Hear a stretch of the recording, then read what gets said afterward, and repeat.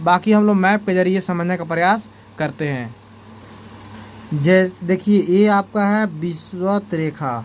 भारत बोल रहे हैं, पृथ्वी के बीचों बीच जो गुजरने वाली जो रेखा होती है उसे बोलते हैं विषुवत रेखा या भूमध्य रेखा। चूँकि यह भूमि के बीचों बीच गुजरती है।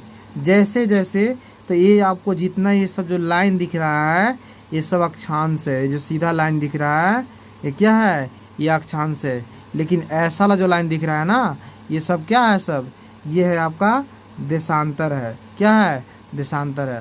तो आप देख सकते हैं कि जैसे हम लोग विषुवत रेखा से ऊपर जाते हैं ध्रुव की ओर, तो जैसे ध्रुव जाते ना है वैसे देखिएगा देशांतर जो है ना, इन दोनों देशांतर रेखा के बीच की दूरी क्या हो रहा है, घटते जा रहा है, घटते जा रहा है।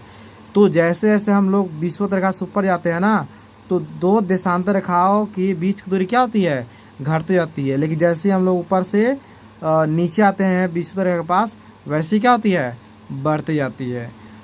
चाहे आप ये भी देख सकते हैं जो आपका है ना जो लंबाई है अक्षांश का वो विषुवत रेखा के पास ज़्यादा है। लेकिन जैसे जैसे हम ऊपर जाएंगे वैसे वैसे क्या होगा, लंबाई अक्षांश का घटेगा। तो लंबाई क्या होता है, घटता है। तो कहने का मतलब है कि जैसे जैसे हम लोग विषुवत रेखा से ध्रुव को जाते हैं तो दो देशांतरों के बीच की दूरी क्या होती है, घटती है।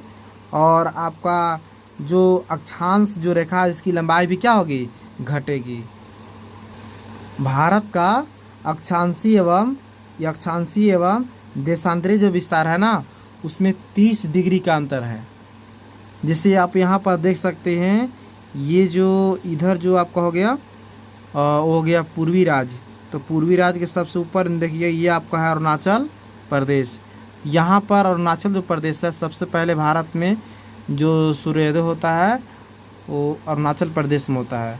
तो अरुणाचल प्रदेश में सूर्योदय होता है और लास्ट में जो सूर्योदय होता है वो होता है कक्ष के रन। यहाँ पर आपको इसको बोलेंगे कक्ष का रन।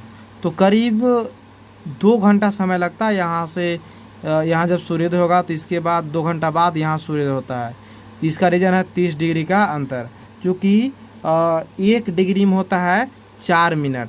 तो 1 डिग्री में कितना हो रहा है, 1 डिग्री में हो रहा है 4 मिनट। तो आप गुना कर लीजिए कि 4 डिग्री है, ठीक है। तो 30 डिग्री का अंतर है तो 30 गुना 4 यानी 120 मिनट। तो 4 मिनट हो गया। तो 1 डिग्री मतलब 4 मिनट। तो 4 मिनट गुना करिए डिग्री से तो कितना हो जाएगा, 3 चौका 120 यानी कितना घंटा हो जा रहा है, 2 घंटा।